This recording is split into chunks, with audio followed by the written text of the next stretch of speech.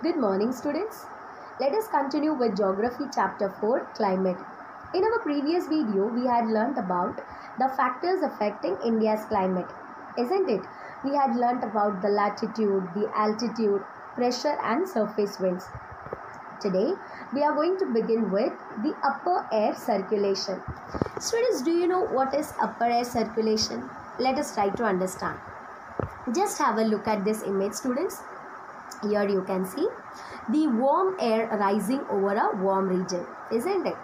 Warm air rises over a warm region and creates a low pressure.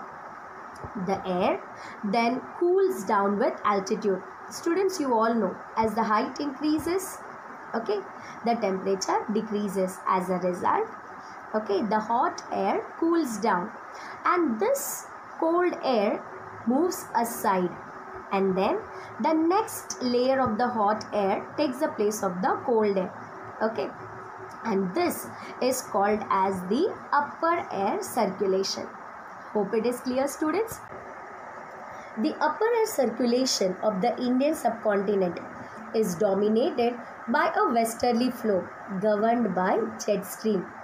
So students, jet stream is one of the important component of the upper air circulation. Now you will ask, Miss, what are jet streams? Jet streams are narrow strips of fast flowing winds. So what are jet streams? Jet streams are narrow strips of fast flowing winds. And where do we find jet streams? Let's see. Students, you all know the different spheres of atmosphere, right? Troposphere, stratosphere, mesosphere, thermosphere, etc. Now jet streams are found in troposphere. Let us learn more about these jet streams. Jet streams are a narrow belt of high altitude, about 12,000 meter, westerly winds in the troposphere. Their speed varies from about 110 km per hour in summer to about 184 km per hour in winter. So jet streams are the fast flowing winds, and their speed varies from about 110 km per hour in summer to about 184 km per hour in winter. Now students, in which direction do jet streams flow? Before that I'll ask another question. In which direction does earth rotate? Yes, you are right, from west to east. Similarly, jet streams also move from west to east. Jet streams are located approximately over 27 degree to 30 degree north latitude, and due to this they are called as subtropical jet stream. They blow south of the Himalayas throughout the year except in summer. So during summer they blow north of the Himalayas. Once again, jet streams blow south of the Himalayas throughout the year. Here in this map you can see jet streams blow south of the Himalayas throughout the year except in summer. These jet streams bring western cyclonic disturbances in India.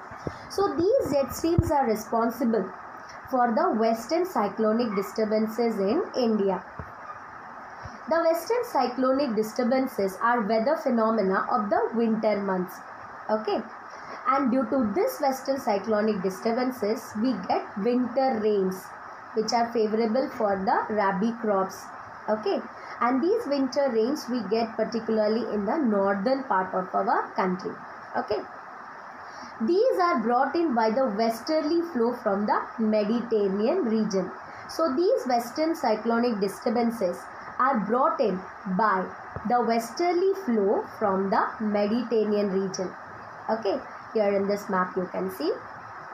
And due to this we get winter rains in the northern part of our country. Students, and these winter rains are favorable for the rabi crops. They usually influence the weather of the north and northwestern regions of India. So these western cyclonic disturbances influence the weather of the north and northwestern regions of India. Is that clear, students? In summer, the subtropical westerly jet streams moves north of the Himalayas. Okay, so in summer season, the subtropical westerly jet streams moves north of the Himalayas due to the apparent movement of the sun. Now students, sometimes it moves towards the north and sometimes towards the south of the Himalayas, right? Why is it so, students? Yes, it is due to the apparent movement of the sun. Now let us learn more about this apparent movement of the sun. The sun rises in the east and sets in the west, isn't it, students? You all are aware about this part. Now I would like to ask one question. Does the sun move? No, isn't it? The sun's motion is apparent. It is caused entirely by the movement of the earth. Our planet both spins on its axis and orbits the sun, isn't it? And these two motions combine together to create the sun's apparent motion. Hope it is clear, students. Now let us proceed further. An easterly jet stream called subtropical easterly jet stream. Now why are these jet streams called easterly jet stream? Yes, as they enter our country through east. Okay. Subtropical easterly jet stream blows over peninsular India approximately over 14° north during the summer months. Here in this image you can see the subtropical easterly jet streams entering our country through east, and they blow towards the peninsular part of our country. Okay. Tropical cyclones occur during the monsoon as well as in October and November. Now you all know about these cyclones in Odisha and Andhra Pradesh, isn't it, students? So tropical cyclones occur during the monsoon as well as in October and November, and these are the part of the easterly flow. Okay, these are caused due to the easterly jet streams. These disturbances affect the coastal regions of our country. Okay. Now let us learn about the Indian monsoon. The Arabs who had come to India as traders named the seasonal reversal of the wind system monsoon. So who had named the seasonal reversal of the wind as monsoon? Yes, the Arabs. Okay. The monsoon winds strongly influence the climate of India. The monsoon winds influences the climate of our country. The monsoons are experienced in the tropical area, roughly between 20° north and 20° south. To understand the mechanism of the monsoons, the following facts are important and we need to understand this. Differential heating and cooling of land and water, shift of intertropical convergence zone, which is called as ITCZ, high pressure area in east of Madagascar, intensely heated Tibetan plateau, jet streams flow, the Himalayas, and the southern oscillation and El Nino. So students, we are going to learn about these factors in detail. Okay. Let's begin. The differential heating and cooling of land and water. The differential heating and cooling of land and water creates low pressure on the landmass of India. And on the other hand, the seas around this landmass experience comparatively high pressure. Now let us try to understand this. Okay. Just have a look at this image, students. Students, you all know that land heats up faster than water, isn't it? Land heats faster than water, and because of this differential heating and cooling, it creates low pressure on the landmass of India. And the seas around us, that is the Arabian Sea and the Bay of Bengal, will have high pressure.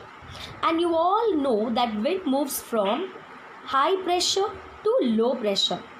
So when the low pressure is happening on the landmass, the air moves from the high pressure, that is the sea area, towards the land area, and this causes rainfall. Hope it is clear, students. ITCZ. Now, what is the full form of ITCZ? Yes, you are right. Intertropical Convergence Zones. The Intertropical Convergence Zone is a broad trough of low pressure in equatorial latitudes. Now, what exactly is Intertropical Convergence Zone? It is a low pressure area. Okay. This is where the northeast and the southeast trade winds converge. Now, why do the northeast and the southeast trade winds converge at ITCZ? Yes, you are right. As you all know that the winds blow from high pressure to the low pressure, and ITCZ is low pressure area. Okay, because of this, the trade winds converge at ITCZ. Hope it is clear, students. This convergence zone lies more or less parallel to the equator, but moves north or south with the apparent movement of the sun. And this convergence zone, that is the ITCZ, okay, it lies more or less parallel to the equator, and it moves to the north or south with the apparent movement of the sun. And we had already learnt about the apparent movement of the sun, isn't it? The Intertropical Convergence Zone in summer season shifts its position over the Ganga plain.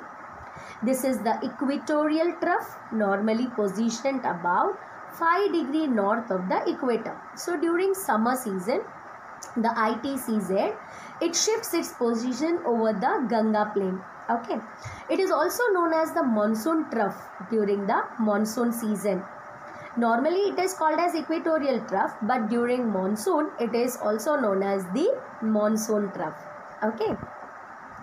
The high pressure area in the east of the Madagascar, approximately at 20 degrees south over the Indian Ocean, affects the Indian monsoon due to the intensity and position of this high pressure area.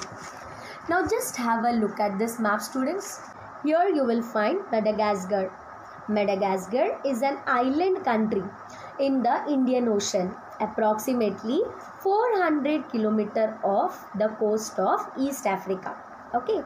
Now Madagascar is a region of high pressure. Okay. And during that time we have low pressure in our Indian landmass. And you all know that wind blows from high pressure to low pressure. And this affects the Indian monsoon. Okay.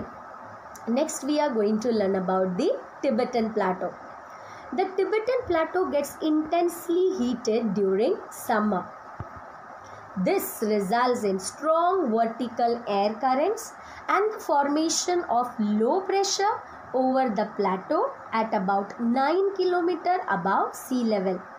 Now, as the Tibetan Plateau gets intensely heated up during summer, this results in strong vertical air currents and the formation of low pressure over the plateau, okay, at about 9 kilometers above sea level. And because of this, what happens? These impact the tropical easterly jet streams. And you all are aware about the tropical easterly jet streams, right? We had already learned about this. Now, due to the Coriolis force, okay, it gets deflected. And the easterly tropical jet streams enter India through east. Okay. And these support the southwest monsoon winds. So students, I hope you have understood this. The movement of the westerly jet stream to the north of the Himalayas and the presence of the tropical easterly jet stream over the Indian peninsula during summer, both of these, okay, boost the monsoon winds. Students, I hope you all have understood the mechanism of the monsoons. Okay, now it's time for quiz. I hope you all are ready for the quiz. Question number 1. Which of the following is a component of westerly flow? Option A, northeasterlies. Option B, jet stream. Option C, southwest monsoon. Option D, Kalbaisake. Yes, which is the correct option? Yes, you are right. Option B, jet stream is the correct answer. Jet stream is the important component of westerly flow. A broad trough of low pressure in equatorial latitudes is known as option A, Coriolis force, option B, ITCZ, option C, jet stream, option D, centripetal force. Yes, students, which is the correct answer? Yes, you are right. Option B, ITCZ. ITCZ is the broad trough of low pressure in equatorial latitudes. Very good. Next question. Which traders who had come to India named the seasonal reversal of wind system as monsoon? Option A, British. Option B, Dutch. Option C, Arabs. Option D, French. Yes, which is the correct answer? Yes, you are right. Option C, Arabs is the correct answer. Okay, Arabs had named the seasonal reversal of wind system as monsoon. Very good. Dash are a narrow belt of high altitude westerly winds in the troposphere. Option A, water jet. Option B, jet streams. Option C, jet airways. Option D, jet planes. Yes, students, which is the correct answer? Yes, you are right. Option B, jet streams. Okay, is the correct answer. Jet streams are narrow belt of high altitude westerly winds in the troposphere. So students, I hope you all have understood the topics covered today. The remaining topics we will cover in our next video. Okay, don't forget to read the textbook. Meet you in the next video. Till then, bye and take care.